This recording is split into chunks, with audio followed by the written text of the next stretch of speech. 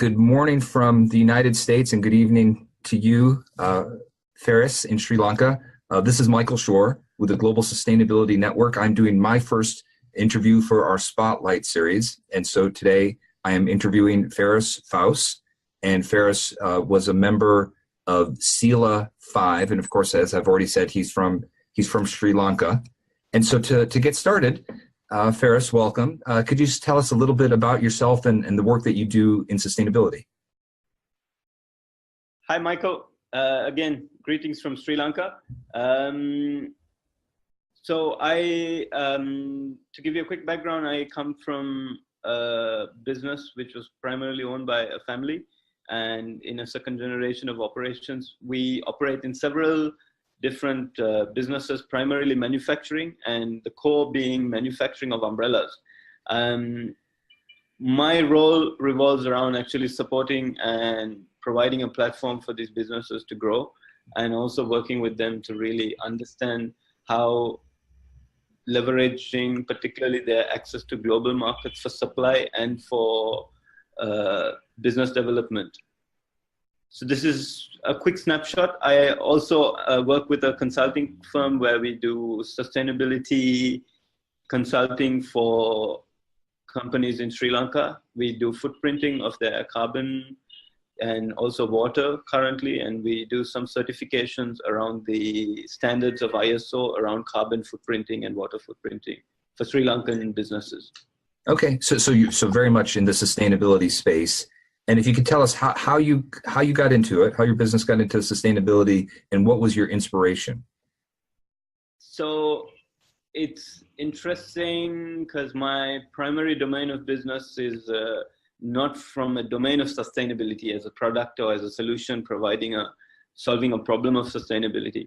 However, we come from many traditional businesses where we are in very tangible manufacturing. We do some tangible service across solutions like construction, building materials. My interesting part of it is as a family business based off of a story that we really are keen on building something that can really impact society. We always look back at what nature gives us and how do we look at giving back to nature. And on that principle, we've always kept sustainability on a fundamental at the back of all decisions that we do. And we can trace back to decisions going back way beyond when the conversation was a hot topic as to how we looked at decisions that can really impact the world. Wow. So that's fascinating that didn't just come from you, that you're in this family business, that it went back at least to your father and beyond. Is that right? Yes, I would say, especially on the belief that we worship in Sri Lanka in terms every rupee that we earn.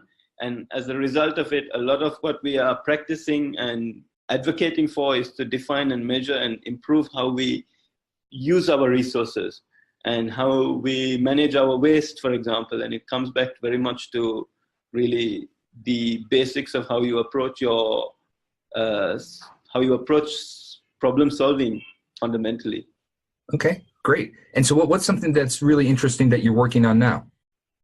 So very interesting for me that I'm working on is a project around umbrellas, because we come from a domain of manufacturing, and with manufacturing you have factories, you have workers, you have a lot that works around social compliance, working with people, and also very much when it comes to physical products and the waste and how the post-use of that product is. With umbrellas, I'm working on a very interesting project of making a sustainable umbrella, and it's a very big challenge because the life cycle of most of the umbrellas end up in the bin very quickly.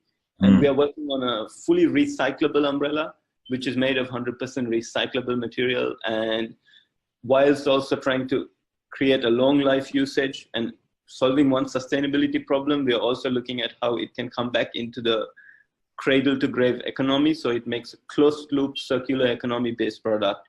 And it's a very interesting project and something that we're constantly learning and looking into long term. I mean, that sounds really fascinating. And the market for your umbrellas and your sustainable umbrellas will that be just Asia or a larger region of the world? In fact, it would be very much non-Asian markets, because primarily as a product, it is the novelty is very much on the sustainability perspective within the product, and the audience for us and the kind of closed loop economy that supports it and will be where we have the kind of first time users, I can't catch the word, the early adopters are very much in the more Western and Japanese markets. So that's where right now we are working on actually finding strategic partnerships to reach to those markets as well, whilst we are in the development stage. Okay. Well, one of the things I like about hearing your story that we are all connected globally, environmentally, and see the rise of the sea level is just one example of that, but we're connected internationally through commerce, and your business is an example of that. So lastly, tell us something about yourself personally. What is something that you'd like to do, or tell us about your family? Let us get to know you a little bit personally. So I'm a new dad. Well, not so new actually. My daughter, she's 18 months as we speak. My wife and I, we live in Colombo. We love to travel. And as we travel around the country and around the globe, we learn a lot, and the exposure that it gives us is very interesting in terms of how life is changing for us very much now. And I look at this as a perspective because my life personally comes from a background where I can relate to a lot of change from as a country and as a developing nation. And when we look at what is out there and how it is changing, that's that whole idea of change and how much of that change we are adapting to as individuals, and how resilient we are in being able to take that change while also taking a certain leadership, is a kind of interesting domain for me to understand and monitor. So that's a more exploratory part of me. Personally, I love spending time with people, friends, colleagues, learning about what they're doing, talking about what their interests are, and it has me very motivated. And this is one of the platforms for that, particularly. Okay, well, thank you, Faris, so much for your time. I was fascinated with this opportunity to ask you these questions, and it was even a beautiful thing to hear about what you're working on. And congratulations on being a new dad. And thank you for doing our first Spotlight interview as part of the Global Sustainability Network. And I look forward to talking to you again soon.